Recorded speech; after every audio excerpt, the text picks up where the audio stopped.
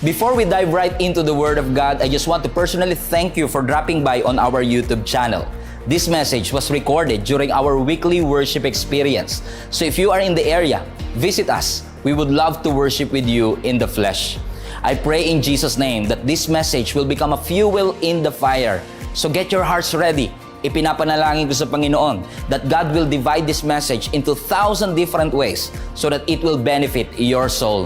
Enjoy. Let us think of ways to motivate one another to acts of love and good works.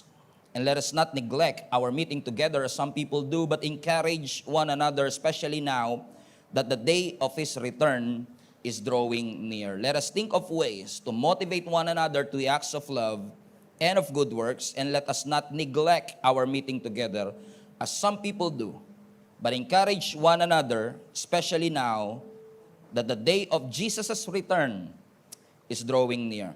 I'm going to talk about something that we all need, and I entitled this message, Choose Community. Choose community. Everybody shout community. You know, following Jesus is the most important decision that you'll ever do in your life.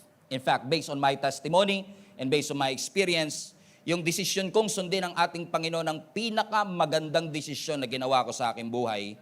Kasunod nito yung pinili ko ang pinakamagandang babae sa balat ng lupa. Kasi dalawa sa pinaka-importanteng desisyon na pwede mong gawin sa buhay mo ay pagpili ng tamang Diyos at pagpili ng tamang partner. And I believe na hit ko yung dalawa na yan. Amen? That following Jesus is the best decision that I've ever made in my entire life. And yung kaakibat na yan, yung kaakibat po ng pagsunod natin sa ating Panginoong Yesus ay may dala-dala ho itong mga pagpapala. Ang sabi ng Scripture, the thief comes to steal, to kill, and to destroy. But Jesus came to give us life, and not just life, but life that is abundant. Ang tawag ho natin dito, Zoe life. Pag sinabi mong Zoe life, hindi ka lang blessed sa isang aspect, kundi pag sinabi mong Zoe, wholeness. Yung kabuuan ng iyong buhay that you are not just existing but really living is something that God promised to each and every one of us na pwedeng makamtan ng lahat ng tao na maglalagak ng kanyang buhay sa ating Panginoong Yesus. Whether you are anxious, scared, depressed, whether you are in lack, in sickness, anything that we are going through, the moment that we place ourselves in Jesus Christ, may pangako ang ating Panginoon that through Him, we have an access to His miracle, we have an access to His love, we have an access to His forgiveness. Dito sa Zoe life na ito, ang ating nakaraan cannot threaten our future. Dito sa Zoe life na ito, our past doesn't matter anymore. Dito sa Zoe life na ito, yung mercy ng Panginoon ang magko-cover sa lahat ng ating mga pagkakamali, pagkakasala at limitasyon. Dito sa bagong buhay na ibinigay ng ating Panginoong Yesus, kapag binigay mo ang iyong buhay sa Kanya, ang sabi ng Scripture, yung ating nakaraan ay hindi na makakaapekto sa ating kasalukuyan, and what you did is not who you are. What a great news! That what you did is not who you are. Because your past has been crucified 2,000 years ago at the cross kasama ng ating mga kasalanan. At itong Jesus na ito, mga kapatid, na hindi lang basta nagbigay sa atin ng oxygen, kundi nagbigay sa atin ng kalidad ng buhay, ay nag-iimbita sa bawat isa sa atin na sundin natin siya at nag-iimbita sa atin na magkaroon tayo ng relationship sa Kanya. Hindi niyo masyadong nakuha. Yung Diyos na lumikha ng langit at lupa, yung lumikha ng trillions of galaxies, yung trillions of planets in the sky, is the same God who is asking you and inviting you to have a relationship with Him. Yung Diyos na nagpangalan sa mga bituin, yung Diyos na lumikha sa iyo at sa akin, ay nagsasabi, anak, pwede ba tayong magkaroon ng deep relationship sa isa't isa?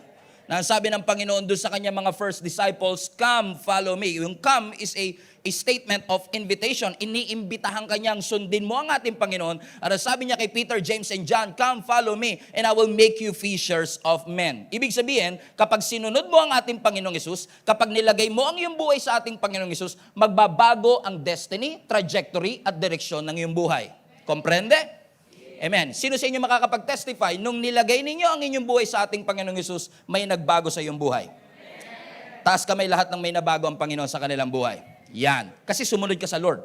Hindi tayo perpekto, nagkakamali pa rin tayo, nagkakasala pa rin tayo, but in following Jesus, we started a relationship with the Lord. Hindi lang to acquaintance, palalim na relationship sa ating Panginoon. At si Jesus na ating sinusundan, may mission. Ibig sabihin kung itong Jesus na ito, na ating sinusundan at pinaglagakan po natin ang ating buhay ay may misyon, ibig sabihin kung susunod ka sa Kanya, yung mission niya, mission mo na rin. Kasi nilagay mo yung buhay mo sa Kanya, so kung ano man yung mission niya, kung bakit siya bumaba dito sa mundo, na ibinigay niya ang Kanyang buhay sa bawat isa sa atin, so the moment that you place your faith in Jesus Christ, yung mission niya, mission mo na rin. Amen. Na kung sa mata ng ating Panginoon, lahat ng tao mahalaga, dapat pala lahat ng tao pinapahalagahan din natin because everyone matters to the Lord. In fact, walang nilikha ang Diyos na hindi niya mahal. May mga nilikha ang Diyos na hindi mo mahal, sandamakmak ang nilikha ng Diyos na hindi mo gusto, pero lahat ng taong hindi mo mahal at hindi mo gusto, gusto ng Panginoon. Kasama yung mga kapitbahay mong hanggang 2:00 ng madaling araw nagbibidyoke, kasama sila sa minahal na sabi mo sa katabi mo, parang ikaw magiging topic ngayon. Na kahit ikaw pa, ang pinakamasamang tao sa iyong paningin, even the most despicable person that you can imagine is loved by the Father. That not even our worst sin cannot stop Him from loving us. Pero hindi lang mahalaga ang lahat kay Lord, pati mga relationships importante sa Diyos. Na hindi mo lang basta kilala ang Diyos, kundi kilala mo ang Panginoon. Kasi kilala ko si LeBron James pero hindi ko siya kilala, if you know what I mean. And God wants you to have an intimate relationship with the Lord. And relationships with the Lord matter. At dito sa ating buhay, yung relationships natin, may it be sa friends man natin, o jowa man natin, o parents man natin, whatever it is, meron tayong kapasidad na pumili kung sino yung mga taong sasamahan natin. May kapasidad kang piliin kung sino ang mamahalin mo at hindi mo babahalin. May kapasidad kang piliin kung sino yung sasagutin mo at babasterin mo. May kapasidad kang piliin kung sino i-follow mo o i-unfollow mo. Sa social media, may kapasidad ka kung sino i-unfriend, i-block o i-unfollow mo. Ibig sabihin, you have the capacity to choose your community. You have the capacity to choose whose person are going to speak life into you. Because you have to be very careful who you surround yourself with. Sino yung mga taong nasa inan? Now, don't get me wrong. We are called to love everybody, but you have to be choosy with your community. Let me repeat. We are called to love everybody, but we have to be choosy with our community. Bakit? Kasi yung community natin ito, mga kapatid, ay makaka-apekto sa ating buhay. In fact, think about your life. You are a product of your community. Kung sino ang kaibigan mo, sino kasama mo lagi, most likely have an influence in your life. Sabi nga nila, you are a product of at least 5 persons na nakapaligid sa iyo lagi. So kung lagi nakapaligid sa iyo mga bitter person, hindi ka magiging better. Kung lagi nakapaligid sa iyo mga negative and pessimistic, most likely magiging ganun ka rin. Hawa-hawa yan, matindi pa sa COVID. Amen? Sabi mo sa katabi mo, bad ka ba o good influence sa buhay ko? Hallelujah. Amen? Because we are a product of our community. And it's very important. Why am I saying this? Because it's very important for us to have a community, especially if you are serious about pursuing your call to the Lord. It's very important to surround yourself with people with the same vision and the same intention to follow the Lord. Naalala ko si Apostle Paul, nung binisita niya ang Church of Thessalonica, itong Church of Thessalonica na to, dahil sa pagbisita ni Apostle Paul, naging guest speaker siya, so to speak, kaya ang daming tao nakakilala sa ating Panginoon. Na itong mga taong nakakilala dito sa isang lugar na ang tawag ay Thessalonica, wala siyang choice kundi iwanan ito kasi eventually tinatawag siya ng Lord sa ibang lugar naman para mag-preach ng gospel, napamahal siya dito sa group of people na ito, to the point na sa sobrang na-attach siya, minahal niya, napamahal na sa kanya yung mga tao sa Thessalonica, kahit na nasa ibang lugar na siya, sinusulatan niya ngayon itong mga taong ito ng love letter. Now, kung kilala niyo si Apostle Paul ay malaking kinalaman sa pagtatayo ng napakaraming simbahan, especially in the early days. Kaya nung siya ay nabubuhay pa at ginagamit ng Panginoon, maraming mga lugar ang kanyang pinupuntahan at hindi siya pwedeng madestino sa isang lugar lamang. Kaya nung napunta siya sa Thessalonica, na mahal niya yung mga tao doon, kailangan niya lumipat ng ibang lugar. Unfortunately, na-miss niya itong mga taong ito. At dahil sa pagka-miss niya, gumawa siya ng love letter which is recorded for us na gusto kong basahin para sa inyo. Are you ready? Ang sabi ng 1 Thessalonians chapter 3 verse 1, babasahin natin mula verse 5 hanggang verse 13. Pero, meron tayong kasunduan. Sa pagbabasa natin ito, mula verse 5 hanggang verse 13, I want you to be part of this. Kailangan yung bilangin kung ilang beses lalabas yung salitang pananampalataya. Comprende? Okay? Just count it in your head. Put that in the chat. Ang sabi ng 1 Thessalonians chapter 3 verse 5, kaya nga, nang hindi ako makatiis, ay nagpadala ako dyan ng sugo upang alamin ang kalagayan ngayon ng inyong pananampalataya sa Panginoon. Nag-aalala ako na baka matukso kayo ng dyablo. At kung magkagayoy, mawawala ng kabuluhan ang aming pagpapagal. Now, sinusulatan niya yung Thessalonica, nakakaalis niya lang. And verse 6 ngayon, ay nakabalik na rito si Timothy at maganda ang balita niya tungkol sa inyong pananampalataya at pag-ibig. Ibinalita niya na lagi niyo kaming naaalala. At malaki ang pananalibik niyo na makita kaming muli. Gaya ng pananalibik naming makita kayo. Kaya mga kapatid, dahil sa inyong pananampalataya kay Kristo ay napasigla kami sa gitna ng aming pagkabalisa at ng hirap. Nabubuhayan kami ng loob kapag kayo'y nananatiling matatag sa pananampalataya. Paano kaya namin mapapasalamatan ng sapat ang Diyos dahil sa kagalakang natamo namin dahil sa inyo? Mataimtim naming idinadalangin araw at gabi na kayo'y muling makita at mapunuan ng anumang kakulangan sa inyong pananampalataya. Loobin nawa mismo ng ating Diyos Ama at ng ating Panginoong Hesus na makapunta kami dyan sa inyo. Naway palaguin at pasaganain ng Panginoon ng inyong pag-ibig sa isa't isa at sa lahat ng tao tulad ng pag-ibig namin sa inyo. Nang sa gayoy, papalakasin niya ang iyong loob upang kayo'y manatiling banal at walang kapintasan sa harap ng Diyos at ng Ama hanggang sa pagdating ng ating Panginoong Hesus kasama ang lahat ng kanyang mga hinirang. Amen. Ganda, no? Parang miss na miss ni Apostle Paul yung church na sinabi niya, nag-aalala ako na baka mamaya natutokso na kayo ng dyablo dyan. Dahil hindi makita ni Apostle Paul itong mga taong ito, nagkaroon siya ng worry kasi nag-invest na siya sa kanila, ibinigay niya ang kanyang oras sa kanila, at nung iniwan niya at nagmi-minister na siya sa ibang simbahan, inaalala niya pa rin yung mga taong una niyang dinalaw at pinagministeran. Nasabi ng scripture, kung babasahin niyo yung verse 5 to 13, iilang verses lamang, pero ilang pananampalataya nabanggit?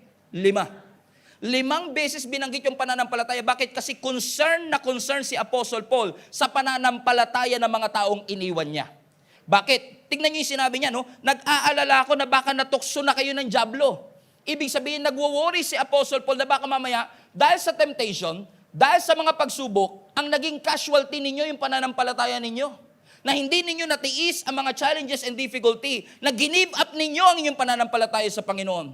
So sinabi ni Apostle Paul, nag-aalala ako na baka mamaya sa panahong ito ay hindi na kayo nakakapagsimba. Maaring hindi na kayo nakakapagbasa ng salita, hindi na kayo nakakapanalangin, na baka mamaya nag-give up na ninyo ang inyong pananampalataya. Alam niyo kung bakit? Kasi alam po ni Apostle Paul na ang goal ni Satan ay sirain ang ating pananampalataya.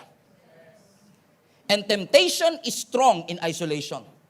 Kapag mag-isa ka, mas matindi ang temptation. And you know it for a fact, mga kapatid, na ang temptation mas lumalakas kapag walang tao na accountable for you. And accountable to you. So napakahalaga yung sinasabi ni Apostle Paul na alam kong matututunan ng bawat isa sa atin. Na if you really want to follow Jesus Christ, and if you really want to preserve your faith, because one of the most important thing that God gave us is not just salvation, but also our testimony. At gagawin ni Satan ang lahat para sirain ang ating pananampalataya at ang ating testimony.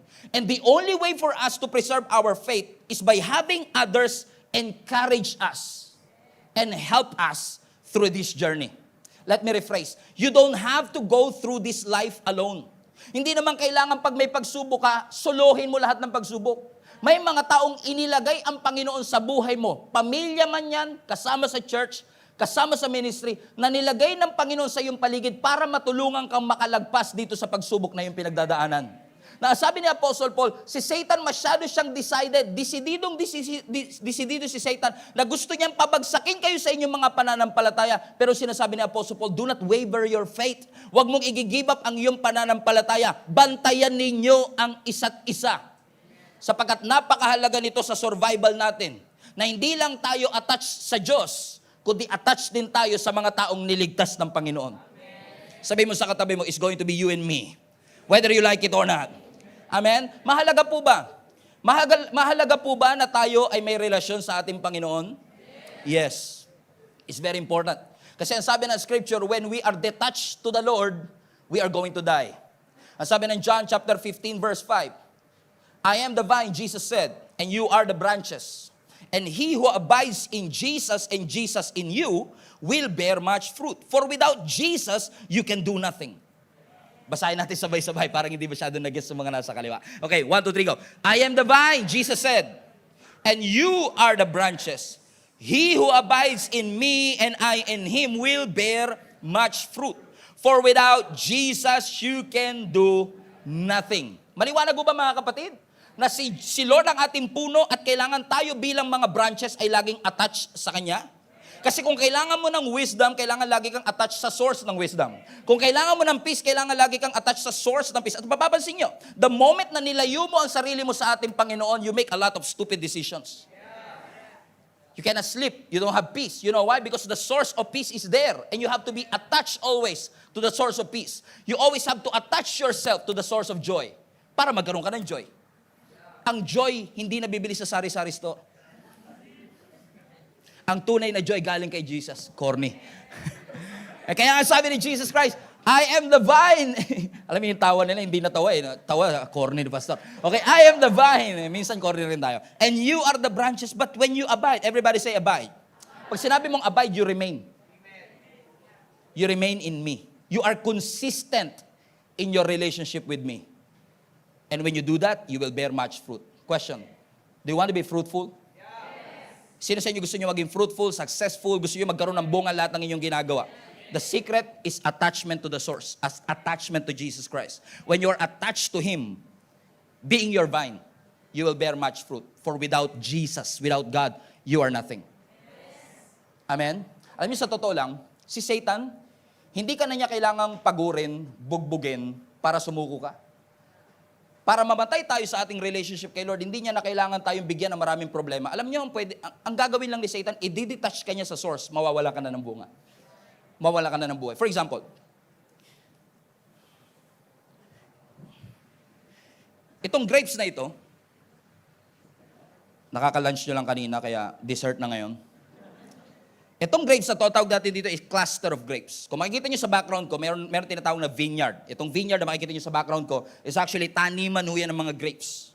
At sa vineyard, may mga vine o puno. So puno kunwari ng ubas. Okay? At sa puno ng ubas, yung ubas na yan, nagpo-produce siya ng cluster of grapes. And every time we are together, and every time we function as a cluster, as a community, as a church, as one church, we are unstoppable.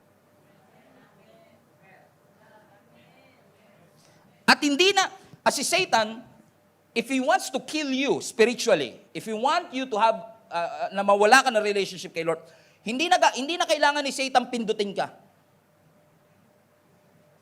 Hindi na kailangan ni Satan lamugin ka. Ang kailangan niya lang gawin, i-detach ka. At kapag ikaw ay detached sa cluster, and you are isolated, you will easily fall in any temptation. Why? You're alone. Last Sunday, if you're here about Samson, bakit malakas ang temptation kay Samson? At bakit parang appealing si Delilah? Wala siyang kaibigan. He's alone. At ang isang taong isolated, madaling babagsak sa mga pagsubok.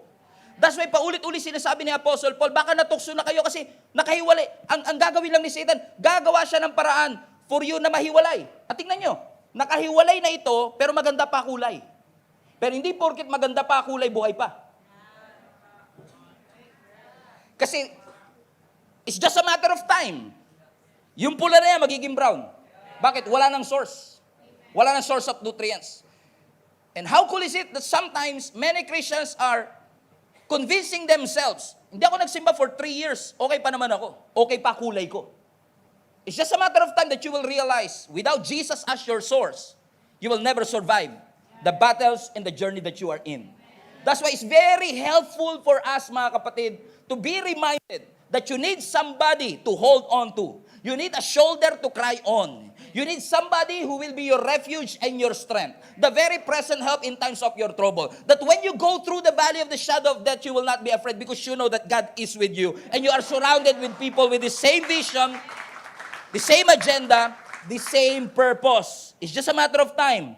Na yung pula na yan na grapes, it's just a matter of time. Magiging brown siya. Why? Detach. And this is exactly the strategy of the enemy for you and for me. Have you heard this before? Hindi na muna ako attend, aalis lang muna ako, babaguhin ko lang ang aking sarili. And I tell you this, I've been a pastor for 20 years already. I've been serving the Lord for 24 years already. And I must tell you this, when you are isolated, you cannot fix yourself. You'll only get worse. Nobody can fix themselves. Kapag may sunog, saan ka lalapit? Alangan naman sa doktor. Pag may sunog, lumapit ka sa bombero. Pag may sakit ka, pumunta ka sa doktor. Kung makasalanan ka, saan ka pupunta? Sa Diyos. Kasi siya lang ang magkakapagbigay ng solusyon, kapatawaran sa bagay na kailangan mo. Eh kung lalayo ka pa sa Kanya, kaya ang lagi ko sinasabi, if you don't feel like attending the church, you attend even more. If you don't feel like reading your Bible, read even more. If you don't feel like coming to God, come even more. Bakit? Kasi ginagamit ni Satan yun. Hindi ka ba nagtataka na ginagawa ni Satan na lahat para hindi ka maka-attend today? Kasi alam niya, may maririnig ka ngayong araw na ito na makakapagpabago ng iyong buhay. That's why i-discourage ka niya na i-detach mo ang iyong sarili. Amen? It's very important that we are attached to the vine. Ano sabi ng Psalms 133 verse 1? Oh, how good and pleasant it is when God's people live together in unity. Basahin po natin sabay-sabay. How good and pleasant it is when God's people live together in unity. Ibig sabihin, hindi lang kayo magkakasama, kundi united kayo. With one purpose. Napakaligaya at kahanga-hanga. Napagmasdan ang mga nagkakaisa at laging sama-samang magkakapatid. Bakit? Gusto ng Lord, we are part of a community. After all, our vision is bigger than ourselves. The purpose of God in your life is bigger than yourself. You need somebody that will remind you of your purpose, will remind you of who you are and whose you are in Jesus Christ. You need a family. Amen? Tulad ng isang bata na bagong panganak. Yung baby na bagong panganak, usually, ang misconception natin, at least for me, ang misconception ko, ang unang pangangailangan ng batang bagong panganak, pagkain. Dede. Gatas. True. Mahalaga ba ang gatas sa bagong panganak na baby? Yes. Pero ang tunay na unang pangangailangan ng bata, hindi gatas. Ang tunay na kailangan niya, mature na taong magpapakain sa kanya. Kasi kahit na yung gatas mo mamahalin, kung walang magpapakain sa bata, hindi siya makakakain. And usually, yung mga taong tumanggap kay Jesus Christ as their Lord and Savior, new Christian if you may, baby Christian if you may, ano minsan solusyon natin? More Bible study, more prayer meeting, more Bible reading, and so on and so forth. But all of these are good, pero kung walang taong mag-aalaga sa kanya as a family, hindi siya tatagal. Because time will come that his faith will be challenged. At kapag na-challenge siya, and their roots are not deep enough, babagsak siya when storms come.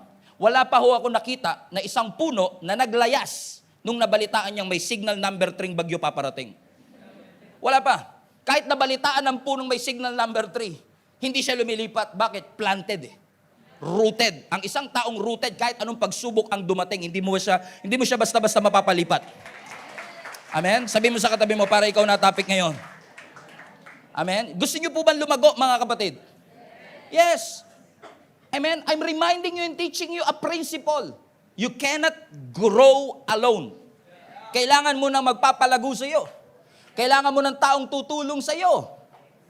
Kasi tayo minsan, dahil sa kagustuhan nating mapalapit kay Lord, lumago sa Panginoon, napansin niyo ba na minsan dinadaan natin sa intensity, yung dapat dinadaan sa consistency? Now, may tanong ako sa inyo. Kapag ba nabasa mo ang Bible overnight, pwede ka na maging pastor? Come on now, binasa mo naman lahat . Eh di ba, ito naman ang pinapangaral namin mga pastor? Eh bakit pag binasa ko to overnight, hindi ako pwede maging pastor? Alam niyo ko bakit? Kasi hindi porket nginuya mo lahat sa isang upuan, eh lalabas agad ang maturity. Ang maturity hindi dumarating sa intensity. Ang maturity dumarating sa consistency. Kahit anong sit-up, kahit mag 1,000 sit-ups ka ngayon, hindi lalabas ang abs. Dahil lang nag-sit. Amen? Kasi minsan, maghahabol ako ngayon. Alam niyo yung sinasabi ko? Dami ko nakain ng New Year, maghahabol ako ngayon. Kaya yung workout mo, imbis na 2 hours, naging 4 hours, kasi nga dinadaan mo sa intensity, pero walang sustainability. Amen? Pero kahit na 100 sit-ups o 200 sit-ups a day, pero consistent mong ginagawa, time will come, you will see results. At sa unang sit-ups mo, sa unang buhat mo, wala kang makikitang ebidensya. Pero nagtataka lang ako sa mga nag-gym, Kahit unang araw pa lang, ganun agad. Ba, may kilala kayo gano'n? Tapos nakasando ng agad. Wala pang resulta, pero, diba? Kala mo, kasi diba, parang they feel it from the inside, but it's not yet showing on the outside. At minsan, nilalait natin yung iba, ito naman, nagsando ka kagad, nakaisa pa lang. Na minsan din, hinuhusgahan mo ang sarili mo dahil wala kang makitang progress, nagkukwit ka, Nape-preempt yung bagay na gustong gawin ng Panginoon sa'yo. Umatin ako ng church, 4 na linggo, sunod-sunod, di naman nabago ang buhay ko. Porke ba umating ka ng 4 na beses sunod-sunod, pwede ka na maging pastor? No, it's a consistency. Kami ni Jenny po, yung pinakamagandang babae sa balat ng lupa, as I've said. Kami ni Jenny married na for 11 years. Pwede ko ba sabihin kay Jenny na, oy, ganito ba, no? Arrangement natin ng ating pagsasama, 1 beses lang tayo sa 1 taon magsasama. Tapos yung ilang araw na yun, 364 days, bahala ka na sa buhay mo. Pero doon sa 1 araw na yun, 24 hours naman tayo magkasama. Tingnan niyo may mabubuong relationship kung once a year lang, pero 24 hours naman. May intensity, pero walang consistency. Right? And many people failed to grow and improve in their spiritual journey because akala nilang spiritual journey, intensity. As I've said, kahit makabasa ka ng 10 chapters in one day, hindi ibig sabihin nun na mag-grow tayo at magmamature. Kasi may mga kilala ko, 1 verse lang nabasa nila, pero nagkaroon ng deep roots sa kanilang puso at nai-apply nila sa kanilang buhay. That's what you call maturity. Ang maturity hindi dumarating dahil sa intensity, kundi sa consistency natin. Amen. If you stick with it consistently, you will start to see results. At ang spiritual life natin hindi lalago by intensity, but by consistency. Are you still with me, mga kapatid? Kaya kailangan consistent tayo. Ito ba talaga ang gusto mong puntahan? Is this the direction that you really want? Gusto mo pa talaga mapalapit sa ating Panginoon? Kaya nga lang, minsan, nagiging consistent tayo sa pagiging inconsistent.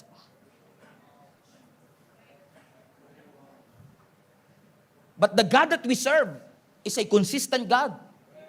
Ang sabi niya, I am the same yesterday, consistency, today, and forever. We are serving a God who is consistent in His love.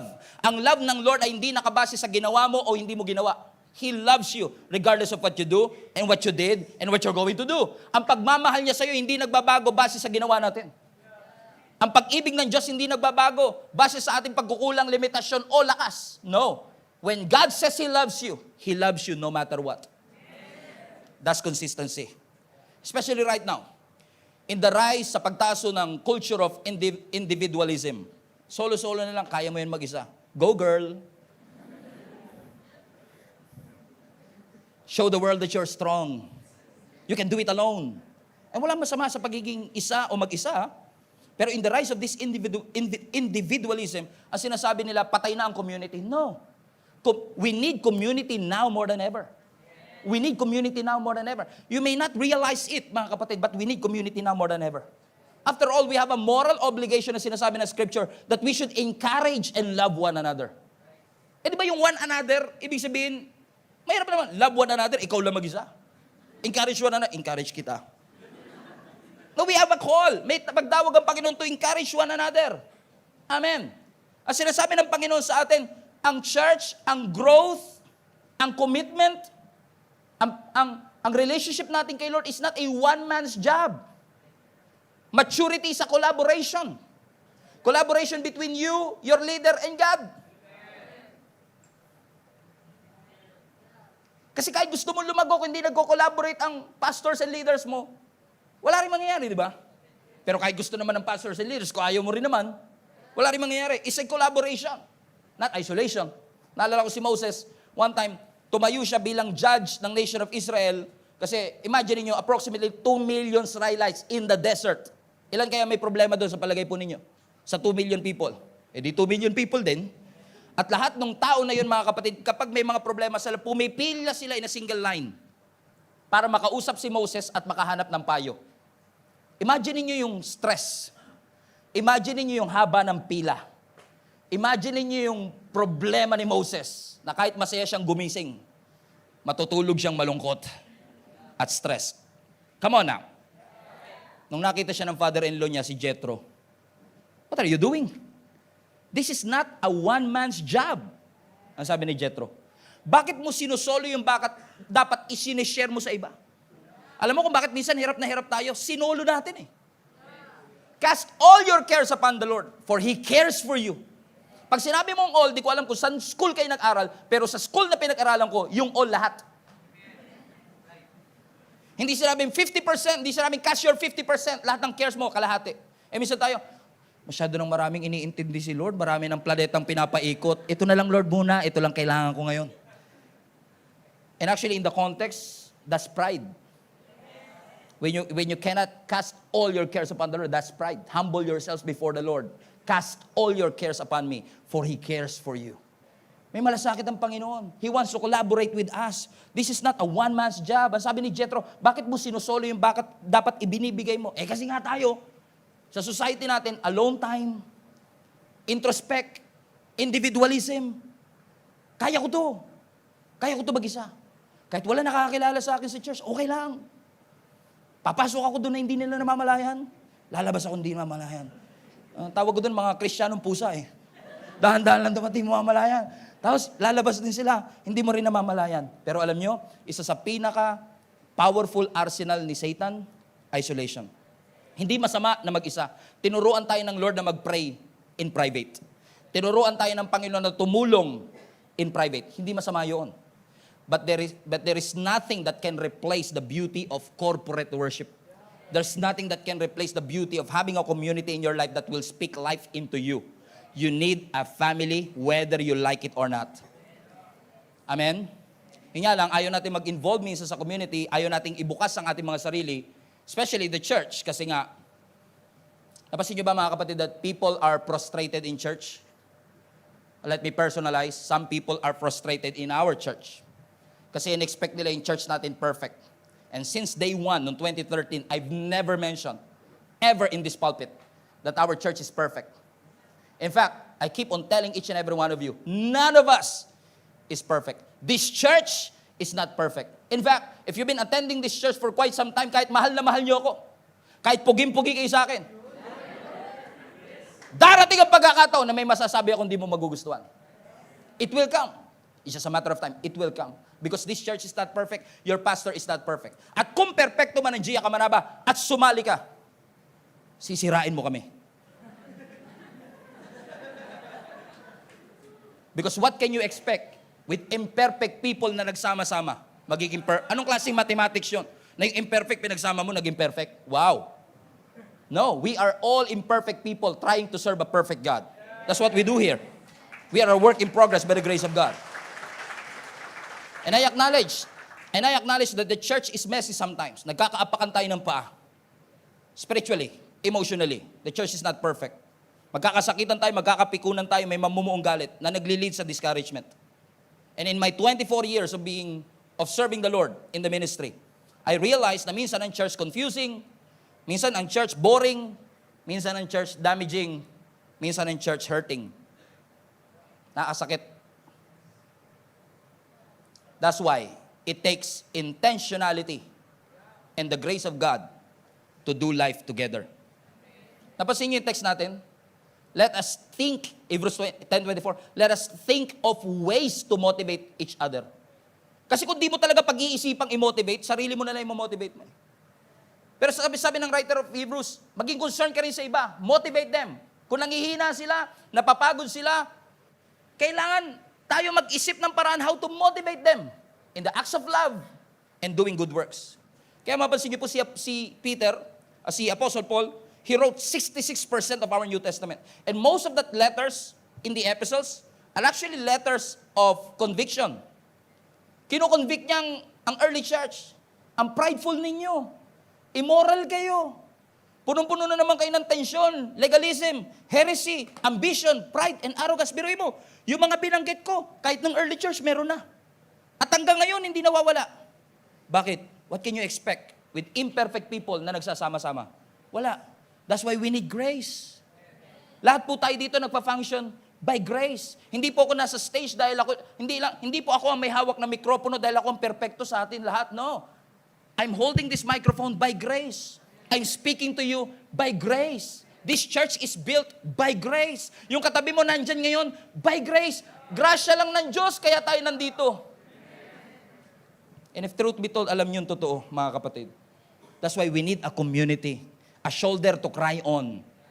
Somebody that you can lean on. Kasi sa community may collective wisdom. Alam kong matalino ka na, pero iba pa rin pag may community. Nadadagdagan yung dunong mo. Nadadagdagan yung wisdom mo. Sa community, we pray for each other. Hindi lang ikaw nananalangin para sa sarili mo, may nananalangin para sa iyo. Sa community, we encourage each other. Hindi mo lang ini-encourage, pinapalakas sa sarili mo. May taong nagsasabi sa iyo, kaya mo yan. Huwag kang mawawala ng pag-asa. Hindi pa uli ang lahat. Why? In community, we pray for each other. In the community, we are encouragers. Dito sa community, gumagaang ang lahat ng pasanin. And I always wonder, how did the early church did this? Paano to ginawa ng early church? Because at that point, walang social media. Na pag nag-post ka ngayon, somebody will be encouraged by your post. Right? Amen? In the early days, they keep on growing in numbers. And many people are against the mega church, but the early church is a mega church in one day. Kasi sabi na scripture, nung si Apostle Peter ay nag-preach, 3,000 people got saved that day. And commit themselves to Jesus Christ. One preaching, 3,000 people ang naligtas. Mega kagad. Sa atin ngayon, 3,000 ang preaching, isa lang ligtas.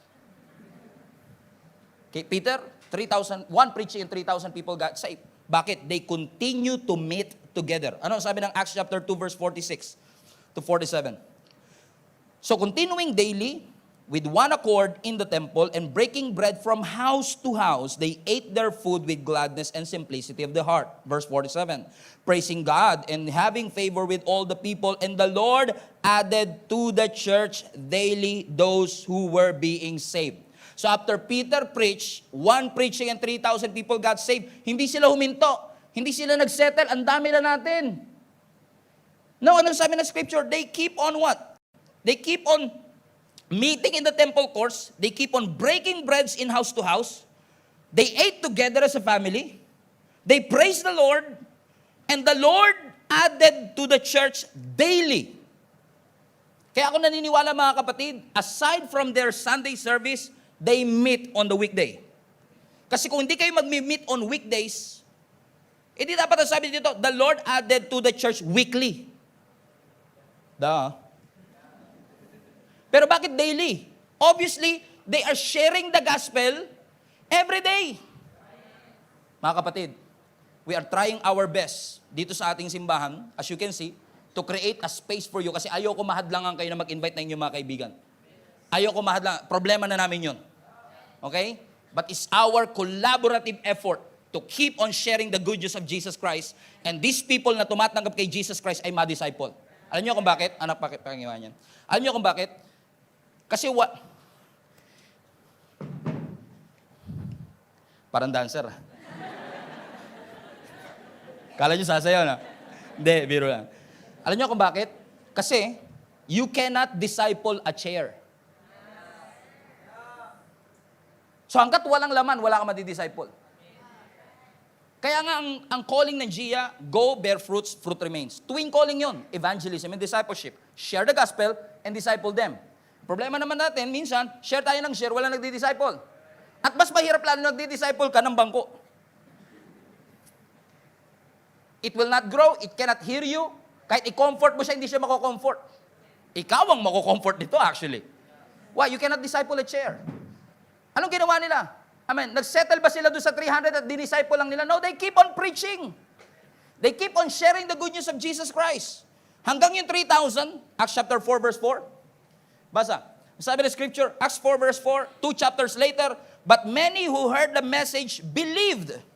So the number of men who believed grew to 5,000. Here you go. So yung 3,000, dahil hindi sila uminto, naging 5,000. One chapter again, verse chapter 5. And yet, more and more people believed and were brought to the Lord, and crowds of both men and women. Hindi na siya mabilang. So, 3,000, naging 5,000, hindi na natin ito mabilang. Crowds na lang. So many people. Sabi ng maraming historian, ang Jerusalem back in the day has around 200,000 in population. And many scholars believe that the early disciples were able to reach half of the city. 100,000 believers in a span of 25 years. Woo! Why? Hindi sila huminto. Hindi nila sinabi, bahala na si Pastor Stephen mag-preach. No. Because wherever you are is a mission field. At lahat ng mission field kailangan ng missionary. So stop praying, Lord, send us a missionary. Kasi ikaw yung missionary.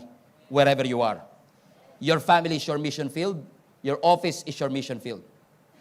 Amen? The church, the organization is never invented in the first place to pamper the saved. But for us to reach the lost. Ba't pa tayo nag-gather every week, Pastor? To equip us. Para pagbalik natin sa ating mga mission field, we carry that light and that salt. Ang sabi ng Matthew 5, you are the salt of the earth. You are the light of the world. Ang ilaw dapat maliwanag. Ang asin dapat maalat. So kapag yung asin lumiwanag at yung ilaw umalat, may problema. So tanungin mo yung katabi mo, may alat ka pa ba? Kailangan maliwanag yan. One chapter later, Acts chapter 6.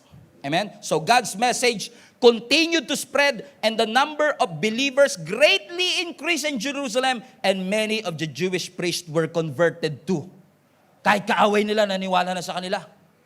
Paano nga naman natin mapapaniwala yung mga kaaway natin kung lagi natin inaaway? Alam niyo kung paano niyo mauwiwin yung mga kaaway ninyo?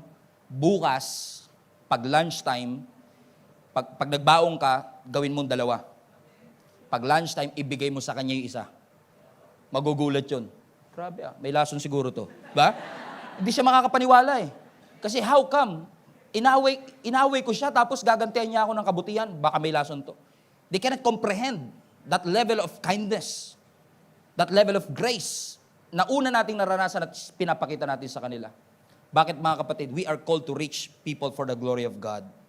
Acts 21, 25 years later. Are you with me? 25 years later, here's what happened. After hearing this, they praised God and they said, you know, dear brother, how many thousands of Jews have also believed and they all follow the law of Moses very seriously. 25 years later, they were able to reach 100,000 believers just in the city of Jerusalem. Why? Hindi mo sila mapapatahimik. And ladies and gentlemen, this is how you change the legislation of the government. This is how you change the government through the church.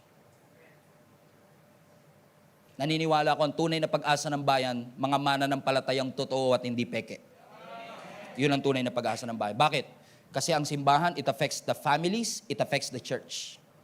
Whether you believe it or not, you've been affected and impacted by every Sunday that you come to church. Right? Sino sa inyo, pag uwi nyo, mamaya, nangyayari sa inyo na pag uwi nyo galing service, kapag kumain kayo, pinag-uusapan nyo pa rin yung preaching nung hanggang gabi pa yan. In fact, hanggang Thursday pa yan. Sasabihin ng mga nanay sa anak, narinig mo yung sinabi ni Pastor, di ba? Feelings are dangerous. You know why? Because feelings can change. Sabi ng nanay, comprende? Pati nanay, nagko-comprende na rin eh. Bakit? It has impacted the church. It has impacted the family. Amen. The society. You want to change our government? You want to change our nation? Start from your family. Start from your church. Start here. This is how we change our legislation. Amen? After all, it only takes one legislation. Pwede tayong pigilan in gathering. Hindi kailangan ng pandemic ulit para mapigilan tayo. It only takes one law. As sabihin nila, bawal na kayo mag-gather mga Christians. Ang gagawin natin if that happens? Buti na lang early church may solusyon. Ang sabi ng Acts chapter 5, and every day in the temple and from house to house, they continued to teach and preach this message that Jesus is the Messiah. Pasinin niyo mga kapatid, ano? Temple, house to house. So they gather in temples and they gather house to house. And all Christian churches, they gather in the temple.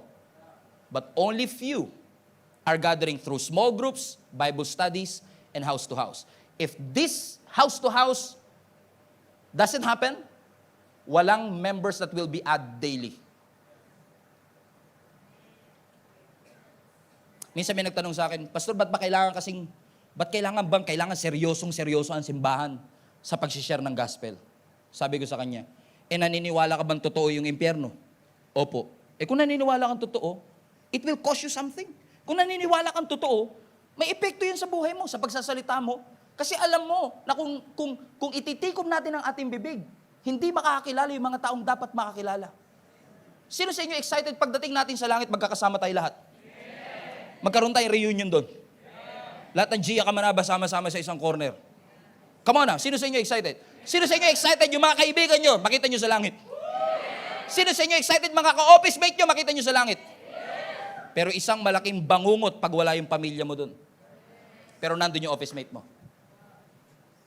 That's why it's very important to start with the family. Notice, no? May dalawang klase sila ng meeting. Temple and house to house. Amen? Bakit? Because in this large gathering, for example, this one, how many among you loves to attend every Sunday in person? And those who are joining us only one day, time will come, makakarating din kayo dito in person. Amen? If you're physically able, you are welcome to join. But in here, nakikita natin kung gaano kalaki ang Diyos. Sa dami ng tao, madali sa atin minsan itago ang ating sarili. Maging parang pusa. Right? But in here, we see God's greatness. But in small groups, in Bible study, in communities, we are seeing the nearness of God. Parang ang lapit-lapit ng Diyos. Gusto niyo po ba mag-upgrade ang inyong spiritual journey na hindi na lang temple kundi may house to house na? Tignan niyo po yung nasa harapan ninyo. Tingin kayo sa nasa harapan ninyo ngayon. Yan. Ano nakikita niyo ngayon? Batok. Tama? Sino sa inyo gusto niyo, ayaw niyo na mag-settle sa batok ngayon? Come on now. Amen? Lord, improve mo na. Ayoko na makita batok nito. Kasi sa service, ang nakikita natin batok. Pero sa small group, ang nakikita mo muka. So gusto mo ba mag-improve mula sa batok, sa muka? Amen? Every single Sunday after the service, I want to invite you. Meron tayong 10 to 15 minutes na link up groups. Kung saan hindi na lang batok. Hindi na lang batok na may libag ang makikita mo. Kundi mukha niya mismo. Amen? And I want to invite you to join one. Naka-flash ngayon sa likod ng screen ko. If you want to register online, you can do it. Amen? Register yourself. Register your family. Invite them to be part of our link up groups. Kasi hindi lang temple, kundi house to house. Amen? But after the service, if you don't have time for this, pwede rin after the service, you can join in any of our, meron tayong age-appropriate link up groups. And if you don't know, we have literally hundreds of people na nagjo-join sa mga small group every day. Every single day may link up group. So every single day may church. Kaya minsan nakala na, si Pastor Stephen na naman preacher. Every Sunday lang po ako, pero yung mga link up group natin, araw-araw nagpipreach. Mas marami pa sila. Mas mahal na nga sila ng mga tao kaysa sa akin eh. Pero okay lang sa akin yun. Kasi I admit and I know for a fact na hindi po lahat ng pangangailangan nyo kaya kong i-meet. That's why I train them, we train them to do pastoral care, to be an extension so that the church will keep on expanding and growing. Ayaw natin na lumalaki lang tayo, namamaga tayo, pero hindi tayo healthy. Ayaw ng Diyos ng obese church, gusto niya healthy church. And healthy things grow. And in order for you to grow, you really need to be part of the community like this one. Ay. Amen? Naniniwala ho ba kayo may rason kung ba't nakaupo kayo ngayon? Lalo yung mga ibang, may mga kilala ba kayong gano'n minsan yung sa church, no? Yung, buti nga dito, hindi na uso yan, eh, no? Yung sa church na every Sunday, parang nabili na nila yung upuan na yung kanila na yun. May titulo, gano'n. Para sa, hindi, dito ko gusto umupo. Hindi, dito ko gusto umupo. Oh. Eh, wala pa po. Antayin ko. Kasi dito sa atin, di ba, may system tayo of seat management so that maging maayos yung pagpapaupo natin. Pero some people would rather have their own chair. Akala nila, yung upuan na yon is a place for them to watch the church. No, you are here, you are sitting, and God is giving you not a place to watch, but a place to minister. You are a missionary, you are a minister right where you are. Kahit saan ka pa. Amen? And I find it fascinating na napakaraming tao naghahangad na mag-minister sa stage, pero laging gusto nasa likod. It blows my mind to think that when we have a microphone, we want to be on stage. Pero pag wala tayong microphone, we always want to sit at the back. Amen? Kaya mga pastors and leaders natin required sa harap umuupo. Pag may upuan pa. Pag wala, overflow. Hi sa mga nasa overflow. Praise the Lord. Palapakan natin ang Panginoon. You are equipped to go back to your workplace so that your light will shine. Church is not a place to go. We are the church. We are the living body. And the church is more than just an organization. We are a family. So I want to invite you. Ayaw natin, mga kapatid, na yung mga needs ng bawat isa sa inyo, hindi natin natutugunan. We don't want you to feel that you're not heard, that you're not seen. We are committed to help you grow in your faith. It's just a matter of your choice. Will you say, Lord, Pastor, I want to take my faith to the next level. Every Sunday I'm here, but right now, starting from today, I want to take my faith to the next level. I want to join the link-up groups. I want to join the link-up groups. At lahat ng kasali sa link-up groups, sisigaw ngayon para malaman nyo kung gaano ka-beneficial. Kung gaano ka-beneficial na meron tayong link-up group.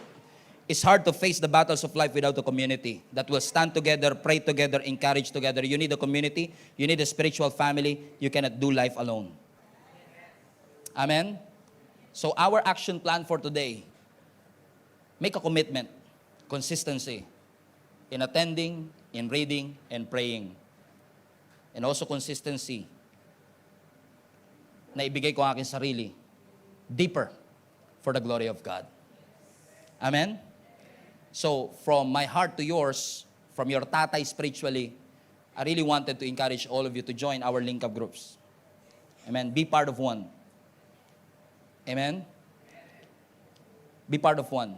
It's gonna help you grow in your faith. Subukan nyo lang kahit 1 month. Pag hindi naging beneficial, you're free to go. You're free na umalis sa GC. It's okay. But I'm confident, mga kapatid, that link-up group is a way for you to really grow in your faith. You'll be surprised that this very small thing that we do can have a huge impact in your life. And I tell you that it will help you. Choose community. God, thank you for this opportunity. For us to be able to be reminded, oh God, that you love the church, hindi dahil maganda ang church, but to make it beautiful. Lord, we want to focus our attention to you and to you alone. We want to focus our attention in the truth of your word. And I know that the more centered we are in your truth, the faster we grow. You are perfect. Your ways are perfect. We love you. We cherish you. Thank you for giving your life to us.